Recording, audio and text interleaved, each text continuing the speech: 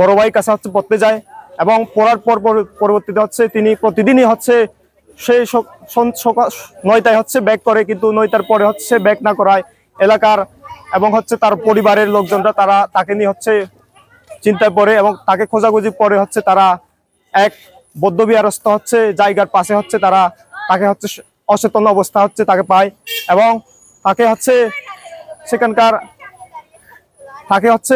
সেখানকার এই মাধ্যমে জানা যায় তিনি হচ্ছে দর্শনের শিকার হয় এবং পরবর্তীতে সেখানকার আজকে আমরা দেখেছি সেই দর্শনের প্রেক্ষিতে হচ্ছে নয়ন নামে একজনকে হচ্ছে গ্রেপ্তার করা হয় এবং সেই প্রেক্ষিতে আমরা চট্টগ্রাম বিশ্ববিদ্যালয়ে পাহাড়ি সচেতন শিক্ষার্থী এবং চট্টগ্রাম বিশ্ববিদ্যালয়তে যারা সচেতন শিক্ষার্থী আছে তাদের উদ্যোগে আমরা চট্টগ্রাম বিশ্ববিদ্যালয় শহীদ মিনার প্রাঙ্গণে আমরা আজকে প্রতিবাদ সমাবেশ করেছি। আমরা গতকাল রাতে খাগড়াছড়িতে এক মারমা কিশোরীকে 8ম শ্রেণী পড়ুয়া কিশোরীকে ধর্ষণ করা হয়।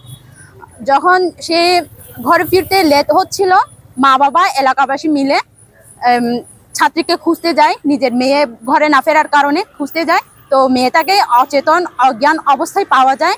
তো মেয়েটার অবস্থা এবং তদারকি করে যেভাবে জানা গেছে মেয়েটাকে ধর্ষণ করা হয়েছে। তো শেষমেশ জানা গেল 3 জন সেতালার কর্তৃক মিলে ধর্ষণ করা হয়। একজনকে ধরা গেছে আর বাকি 2 জনকে ধরা ছোঁয়ার বাইরে। 2 জনকে এখনো প্রশাসনের হাতে তুলে দেওয়া হয় নাই বলতে এখনো তাদেরকে ধরতে পারছে না, ধরা হয়েছে আর 2 জনকে আমরা এখনো ধরতে পারিনি, প্রশাসন ধরতে পারি নাই। তো আমি বলবো প্রতিনিয়ত আমাদের পাহাড়ে নারীরা ধর্ষণ হচ্ছে, তাদেরকে আমরা সুবিচার পাই না, আমরা সুবিচার চাই। প্রশাসন শুধু আমাদেরকে কথা দিলে হবে না, আমরা চাই সুবিচার।